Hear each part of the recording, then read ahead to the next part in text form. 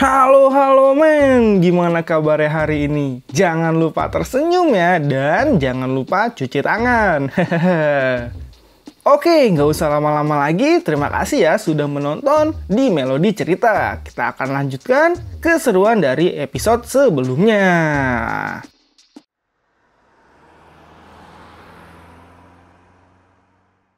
Oke kawan, kita mulai perjalanan imajinasi cerita ini. Aktifkan imajinasi kalian ya, dan tonton sampai akhir.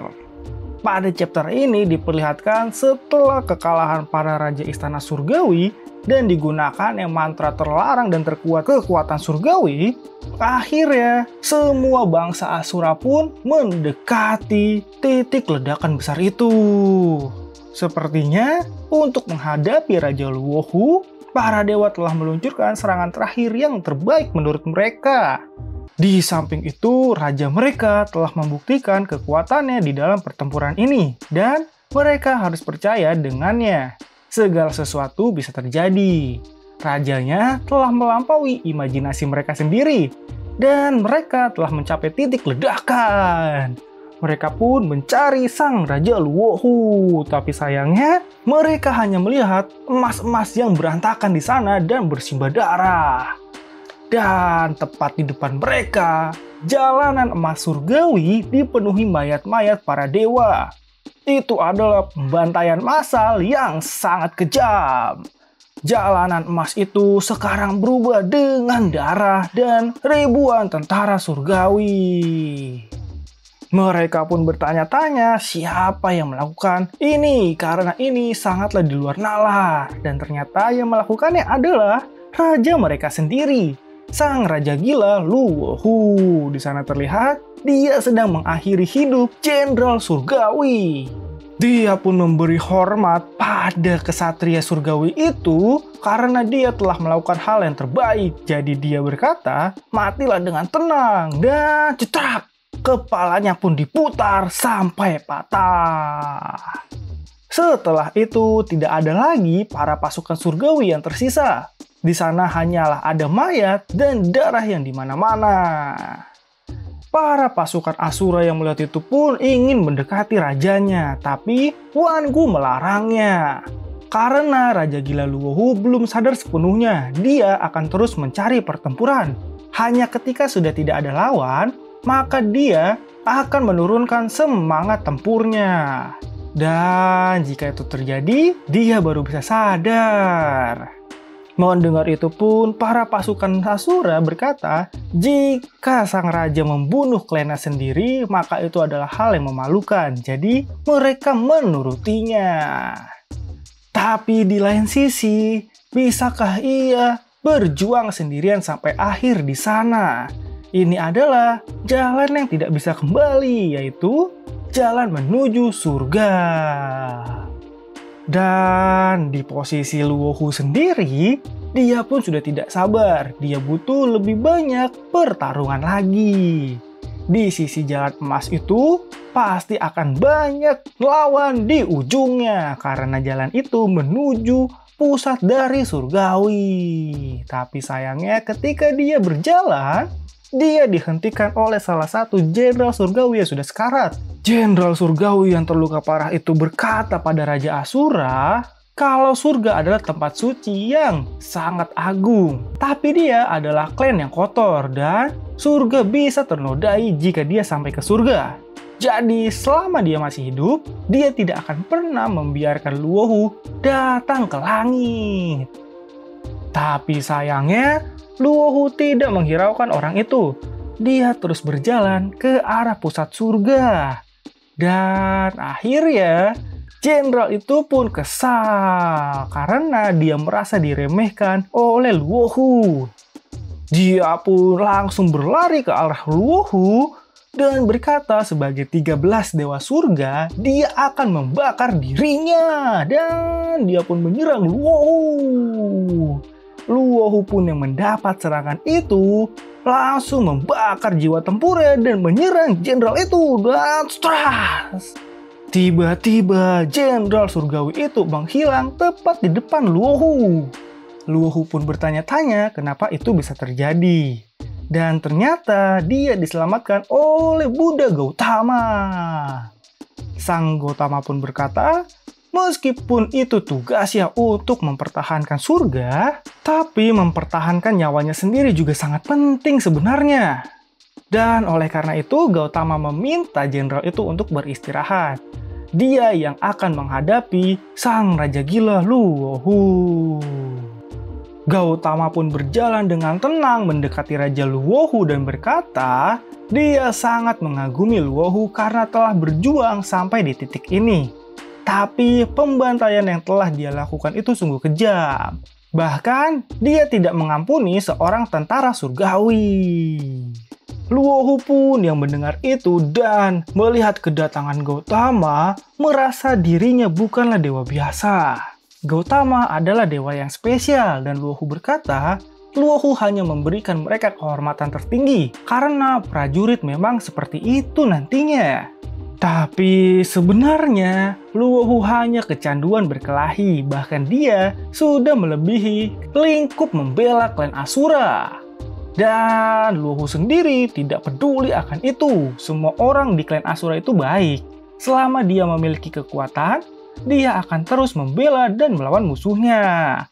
Luohu tidak bisa berhenti. Bahkan, jika semua dewa sudah dihabisi, dia akan membunuh yang lain. Membunuh semua yang bergerak di depan matanya. Dia pun langsung meminta Gautama jangan banyak bicara dan dia langsung menyerang Gautama dengan kekuatannya. Tapi Gautama tidak bergerak sedikit pun. Dia malah bilang, sepertinya Raja Gila Luohu bukanlah orang yang sama dengan yang dia temui pertama kali. Dia sangat menyesal karena Gautama adalah lawan terakhir dari Raja Gila Luohu. Luohu akan kalah di tangan Gautama. Mendengar itu pun, Luohu langsung serius. Dia menantang Gautama dan tidak sabar lagi. Dia pun langsung dipukul oleh Gautama. Luohu pun menangkis serangan itu, tapi serangan itu sangatlah kuat. Bahkan aura pelindung milik Luohu pun hancur. Dan Gautama memukulnya lagi dengan pukulan yang sangat mematikan dan itu membuat tangan Luohu patah dan dia terpental sangat jauh. Akibat serangan Gautama itu pun, jalan emas milik surgawi retak dan berhamburan kemana-mana. Sedangkan jenderal yang tadi diselamatkan Gautama berkata, ternyata ini adalah kekuatan sesungguhnya dari Buddha Gautama. Kekuatannya sangatlah menakutkan. Dan Gautama yang tadi memukul Luohu terus mengejar Luohu dan meminta Luohu untuk melawannya dengan serius. Dia memukuli Luohu terus sampai Luohu tidak berdaya. Dan akhirnya Luohu pun mencoba untuk bangkit dan memukul Gautama. Kali ini serangan itu pun cukup merepotkan Gautama dan mereka berdua bertarung dengan sengit. Gautama pun dilemparnya hingga menghancurkan jalanan emas milik surgawi. Gautama yang mendapat serangan itu pun berkata, walaupun lengan dari Raja Gila Luohu baru saja patah, tapi dia bisa pulih dengan cepat. Ketahanannya sangatlah luar biasa. Jadi apakah ini alasan para Raja Istana Surgawi tidak berdaya di hadapannya? Dan Luohu pun menembas pedangnya ke arah Gautama. Dan Luohu pun berkata, dia sangat senang karena Gautama lebih baik dari lawannya sebelumnya. Dia sangat suka pertarungan, jadi kita bertarung sampai puas. Melihat itu pun Gautama tidak meremehkan Luohu lagi dan dia langsung merubah wujudnya ke bentuk Buddha emas abadinya. Dan dia berkata, Luohu pasti akan menggunakan seluruh kekuatannya. Kekuatan yang belum pernah ditunjukkan sebelumnya. Jadi, mari cari tahu sampai mana batas kekuatannya. Dan sayangnya, cerita pun dibawa ke sisi Guanyin dan Raja Bandi. Di sana, Guanyin tidak berdaya melawan Raja Bandi. Tapi dia masih menggunakan kekuatan mantranya untuk merantai sang Raja Bandi. Raja Bandi pun berkata pada Guanin, terlepas dari kekuatan, kecepatan, daya tahan tubuh, janganlah menjebaknya ke dalam perangkap mantra. Mendapat serangan itu pun, Guanin berkata, Raja Bandi lah yang menang, tapi bagaimana dia bisa disebut sempurna? Dan Raja Bandi pun meminta Guanin untuk memberitahu kelemahannya. Guanin pun berkata, kelemahannya ada di fisiknya yang kurang dari kesempurnaan. Itu tidak selaras dengan kepribadiannya. Itu bisa lebih baik lagi sebenarnya. Dan Raja Bandi yang mendapat pemberitahuan itu pun marah karena dia merasa dirinya dibilang tidak cantik dan dia mengeluarkan kekuatannya. Dan boom! Guanin pun tergeletak, tidak berdaya lagi dan tidak bisa bergerak. Setelah itu pun Raja Bandi langsung berkata kalau omongan Guanin itu sebenarnya benar. Dia mengatakan hal yang benar. Bahkan jika Raja Bandi membenci dirinya sendiri, bagaimana dia bisa bertarung? Bahkan apa gunanya jika dia menang? Sang dewa ternyata juga mengetahui hal itu. Dan dia pun merubah wujudnya ke wujud cantiknya lagi. Dia berjanji tidak mau menggunakannya lagi. Tubuh itu tidak akan pernah keluar dari wujud aslinya. Dan mungkin itu adalah alasan kenapa dia bisa dikalahkan oleh Luohu pada seri si Shinji. Sebenarnya Raja Bandi sama seperti Luohu yang memiliki kekuatan tanpa batas, tapi dia membatasinya sendiri. Dan setelah dia tersadar, ternyata dia melihat surgawi. Dia mengira dia sudah berada di kuil surgawi. Tapi ternyata situasinya di luar dugaannya. Sepertinya ada sesuatu yang menarik telah terjadi. Dan situasi itu adalah, ya, saksikan di video selanjutnya ya kawan. Langsung tonton ke video selanjutnya. Jangan lupa untuk like serta subscribe kalian. Dan sampai jumpa.